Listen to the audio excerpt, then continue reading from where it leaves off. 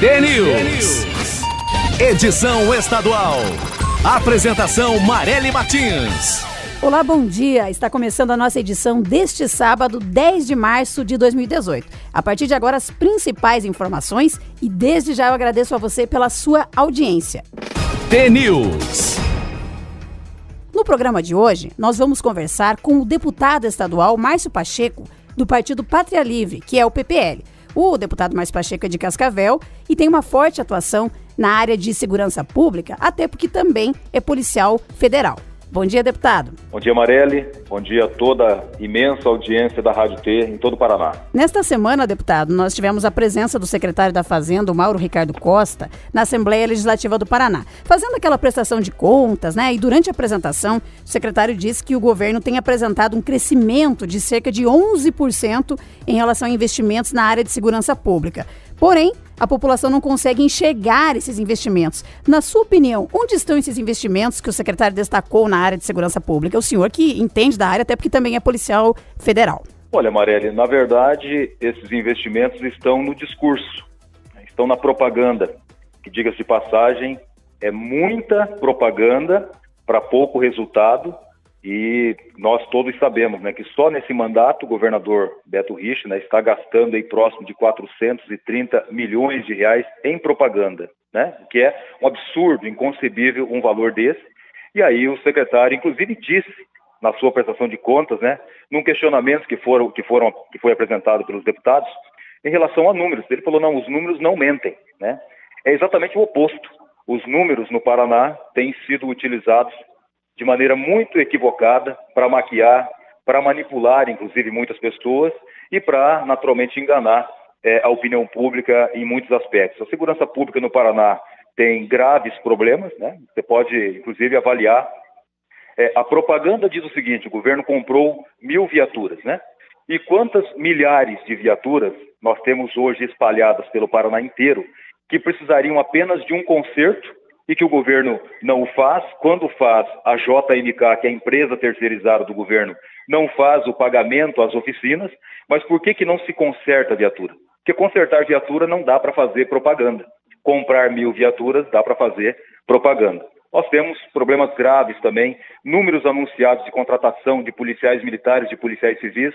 Mas você veja, Maria, nós temos hoje no Paraná em torno de 23 mil policiais militares, destes 3.500 são bombeiros, que não atuam diretamente no enfrentamento à criminalidade violenta, né? Desempenham outras atribuições dentro da Polícia Militar, mas nós temos um déficit que beira próximo de 10 mil policiais militares, né? Porque o governo fala dos números que contrata, mas não fala dos números dos policiais que se aposentam, dos policiais que infelizmente perdem a vida, dos policiais que deixam de ser policiais. A Polícia Civil, por exemplo, nós temos próximo de 4.800 policiais civis hoje no Paraná, mas nós temos um déficit mais próximo de 3.000 policiais civis. E por que é que não se estrutura as polícias civis nos estados e no Paraná não é diferente? Porque uma polícia civil estruturada com alguma autonomia, Marely, faria nos estados exatamente o que a Polícia Federal faz no Brasil, um combate implacável à corrupção, né? E não interessa aos estados terem uma polícia forte que tenha capacidade de combater a corrupção. Então, nós temos muitos números, nós temos muito discurso, muita propaganda, mas a população, como você disse, não sente o resultado disso lá na sua comunidade, lá na sua cidade, no interior, que sabe que a criminalidade está aumentando e aumentando muito. Inclusive, tem um problema sério acontecendo envolvendo a falta de coletes balísticos, né, para os policiais. Isso coloca em risco a vida deles. O governo tem feito uma espécie de revezamento de coletes. O senhor, que também é policial federal, gostaria que o senhor explicasse a gravidade desse problema e o que pode ser feito dentro da Assembleia para solucionar isso. Não só a falta, né, Marely? Isso o colete balístico para um policial é o que há de mais elementar para a segurança pública, né? É o que preserva, com todo o risco que já existe ao policial, é o que preserva a sua vida, que deveria ter para o Estado um valor incomensurável. Mas, infelizmente, não é isso que se vê. E aí os policiais militares, desmotivados, né, se sentindo desvalorizados, a sua grande maioria, quando completa 25 anos, aí consegue se aposentar proporcionalmente e eles acabam tendo, então, esse decréscimo no seu salário, mas preferem se aposentar a continuar. Por quê? Porque não há incentivo. E o problema na segurança pública, Marielle, é tão grave, para você ter uma ideia, eu estive nessa semana no 3º Encontro Nacional dos Policiais Federais em Brasília. E nesse encontro, Marielle, lá em Brasília, a FENAPEF, que é a Federação Nacional dos Policiais Federais, encomendou uma ampla pesquisa, recentemente agora, no mês passado, e indica o seguinte, Marielle, que a segurança pública, o problema maior da população sempre foi, a preocupação maior sempre foi saúde pública. Nessa pesquisa, o indicativo é de que a segurança pública disparou na preocupação das pessoas, chegando a 40% das pessoas que indicam que a segurança pública é o maior problema que o Brasil enfrenta. Saúde pública é o segundo colocado com 26%. Você veja a diferença, né? Então, isso é o que se sente no Brasil e não é diferente do que se sente aqui no Paraná também.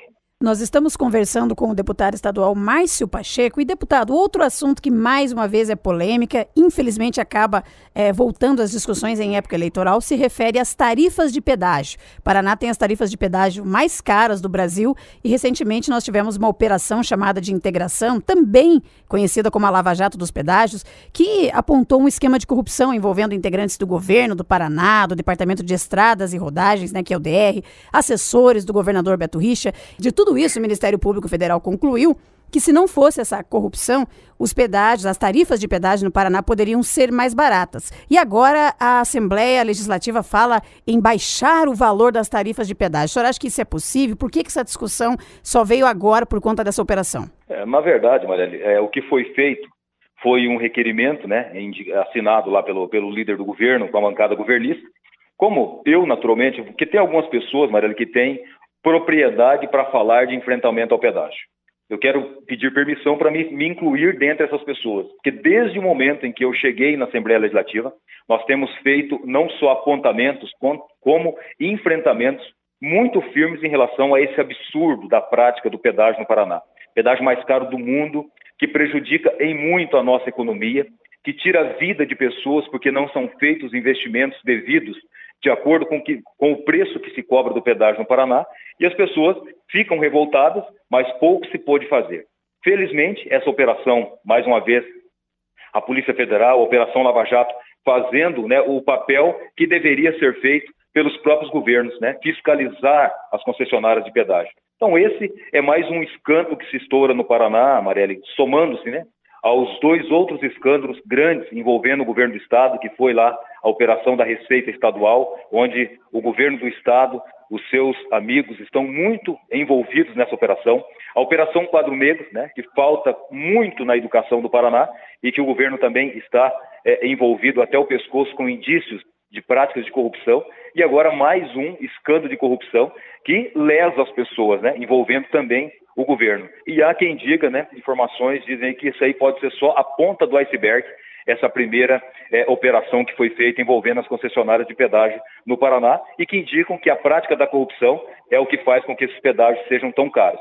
E nesse encontro que eu falei anteriormente, Marielle, que fiz em Brasília, essa mesma pesquisa indica que os maiores problemas que a população vê nesse momento é justamente o quê? Falta de segurança pública e a prática da corrupção, que assola o país. E aqui no Paraná, então, nós temos exemplos na prática de como que isso acontece prejudicando a população. O Ministério dos Transportes anunciou que a partir de 2021, que é o ano que vencem, né, os contratos de pedágio, a União vai tomar conta dessa questão e com isso o Ministério dos Transportes afirma que não haverá prorrogação dos contratos tanto nas rodovias federais como federais. Eles falam a respeito do anel de integração, né, que hoje é composto por 2.500 quilômetros de rodovias pedagiadas, das quais 1.800 quilômetros são federais e apenas 587 quilômetros são de estradas estaduais. O senhor acha que agora, com esse posicionamento do Ministério dos Transportes, teremos um avanço na discussão que envolve a prorrogação dos contratos de pedágio? O Ministério dos Transportes entra nessa discussão de maneira pública nesse momento, que é positivo para a nossa expectativa, Marielle. Eu faço parte, desde quando chegamos na Assembleia, da Frente Parlamentar contra a prorrogação dos atuais contratos de pedágio. Então não é de hoje essa nossa luta e o Ministério dos Transportes sempre soube que os pedágios no Paraná são caríssimos, né? Problema grave para o Estado, e não se manifestou antes.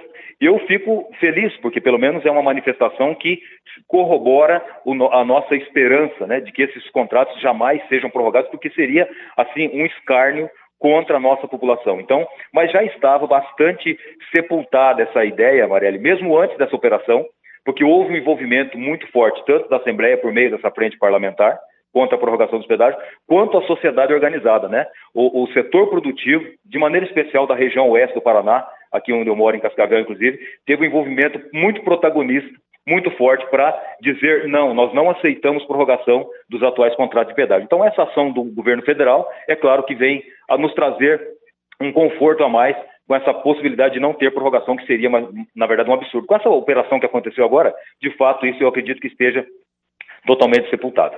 Deputado Márcio Pacheco, agora mudando de assunto, eu sei que o senhor tem feito um trabalho importante em relação a projetos que sirvam como proteção às pessoas que possuem autismo, né? Que é um transtorno de espectro autista, né? Que tem sido um tema frequente de discussões na mídia. Sobretudo, ainda precisamos de mais iniciativas do poder público para auxílio a essas famílias também, deputado. O que tem de concreto? Tem projeto aprovado nessa área? Olha, na verdade, Marielle, assim, é uma situação, essa causa do autismo, é uma situação muito mais grave do que as pessoas conseguem imaginar, e tem uma abrangência dentro das famílias do Paraná e do Brasil muito maior do que as pessoas conseguem imaginar. E foi quando uma mãe sentou na minha frente e me mostrou o que ela vivia em casa e na escola, que eu, assim, não consegui não me sensibilizar. Fiquei absolutamente sensibilizado, isso faz mais ou menos um ano, e a gente passou desde então a se envolver de maneira muito ativa nessa causa, né? Tanto é que já protocolei na Assembleia 5 projetos de leis para aumentar a proteção às famílias e às pessoas com autismo. Já fizemos alguns eventos, inclusive em Cascavel, muito grande no ano passado, mas com uma ação muito importante. Estamos agora no mês de abril, e é um mês, né, que se trata com maior carinho essa questão do autismo. O dia 2 de abril é o Dia Mundial, né, para discutir a questão do autismo. E nós vamos realizar nesse dia, na Assembleia Legislativa do Paraná, no plenário grande, inclusive, uma grande audiência pública, onde eu espero contar com a presença do secretário de Saúde, secretário de Educação e outras autoridades para discutir esse tema. E nos dias 4, 5 e 6 de abril, Mariela, nós vamos fazer aqui em Cascavel o primeiro congresso estadual sobre autismo. Então, 4, 5 e 6 de abril, um grande congresso, inclusive conta com a presença já confirmada da Berenice Pian, que é a maior referência no autismo no Brasil, e outras inúmeras autoridades. Então, a população do Paraná inteiro convidada para esse evento. Aliás, quero até pedir permissão, se você me autoriza. Quem quiser mais informações, né, pode entrar em contato na minha página, mandar mensagem que eu vou responder, ou então tem até um WhatsApp também que está sendo utilizado para esse evento, que é 45 9920 5454. Só para as pessoas que de repente possam ter interesse em acompanhar, entrar em contato com a gente, que a gente auxilia. O evento é gratuito, né? Não cobramos nada pelo evento. Você está no T-News, edição estadual. Nós estamos conversando com o deputado estadual Márcio Pacheco e nessa semana, deputado, foi aberta a famosa janela da infidelidade partidária. Eles chamam, né, de fidelidade partidária, mas há quem diga que é uma infidelidade, né? Que é um pula-pula de políticos. Como é que foi a movimentação na Assembleia nessa semana? Tem muito político que vai mudar de partido? Olha, primeiro deixa eu dizer de mim, né, Marielle? Então, assim, sempre se levanta especulações sem nenhum fundamento. Eu sou de um partido muito pequeno, é o Partido Pátria Livre, PPL, que nós fundamos esse partido, ajudei a coletar assinatura para esse partido em 2011, e desde então, com vários assédios de outros partidos grandes, partidos que têm caciques, né? E caciques que normalmente não estão preocupados muito com o povo, estão preocupados só em atender aos seus interesses pessoais. Nós não pensamos dessa maneira, me mantive firme nesse partido até hoje e me manterei, né, no Partido Pátria Livre, não irei para outro partido. Sou, inclusive, o presidente estadual desse partido. Na Assembleia, naturalmente, há deputados que se sentem desconfortáveis dentro dos seus partidos, ou por uma questão eleitoral que avaliam, né? Aí vão mudar de partido, enfim, por razões das mais diversas possíveis. Em alguns casos, até compreensíveis, em outros casos, só para atender os interesses pessoais dos parlamentares, não só nas Assembleias, mas em todo o Brasil e no Congresso Nacional também não é diferente. Então, aprovaram essa janela, como você disse, da fidelidade ou da infidelidade, né? E aí os políticos agora, nesse momento, se movimentam porque há uma tendência, Marielle, muito forte de os atuais parlamentares políticos terem muita dificuldade para garantirem aí um processo de reeleição, especialmente do Congresso Nacional, onde há um desgaste imenso com essa podridão, né, com essa promiscuidade política que nós temos visto no Congresso Nacional, de certa forma ali subserviente ao Poder Executivo, que segundo o próprio Rodrigo Janot, né, qualifica aí o nosso presidente da República como sendo o chefe de uma quadrilha que tomou conta do país. Então, essa é a conjuntura política nesse momento e que, naturalmente, a população está muito atenta e espero, assim, né, que aconteça a renovação, que aconteça a eleição de pessoas que se preocupem com o povo e não com os seus interesses pessoais, Maria. Como é que o senhor avalia os pré-candidatos que temos hoje ao governo do Paraná? A vice-governadora Cida Borghetti, do PP, também Ratinho Júnior, do PSD, e Osmar Dias, do PDT. Quer dizer, não temos um cenário ainda certo, mas algumas coisas já estão sendo definidas, principalmente agora por conta da abertura dessa janela. O Osmar Dias tem essa possibilidade de ter o apoio também do PSB. Vai se depender muito, tudo está girando em torno, Marielle, da saída ou não do governador Beto Richa do poder, né, do governo. Porque ele tem aí a perspectiva, né, o intento de disputar uma vaga no Senado, mas ao mesmo tempo tem uma série de situações que estão deixando ele numa saia muito justa. Essa situação da operação dos pedágios, tem uma série de escândalos que estão em torno dele, que naturalmente parece que tem trazido alguma dificuldade para ele se encorajar em deixar o governo. Se deixar o governo, aí fica nas mãos da vice-governadora Cida Borghetti, e aí o jogo político fica muito, pode ter muita diferença no que hoje está acontecendo, né? Onde se despontam Osmar Dias e Ratinhos nas pesquisas, mas a Cida Borghetti assumindo o governo, claro, que ela trará para si um crescimento, né, nessa questão eleitoral, da expectativa de eleição. E, naturalmente, nos parece que se o Beto sair do governo, a candidatura do Ratinho Júnior fica um pouco, talvez, menos forte, um pouco mais fragilizado.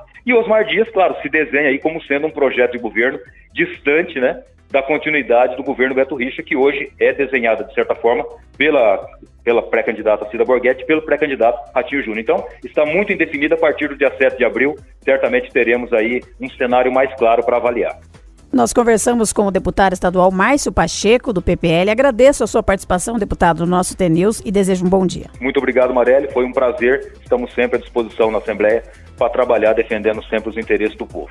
Um forte abraço, Marielle. T-News. E aqui na T você segue sempre muito bem informado. Daqui a pouco tem mais informações no T-News deste sábado. T-News, edição estadual. T-News.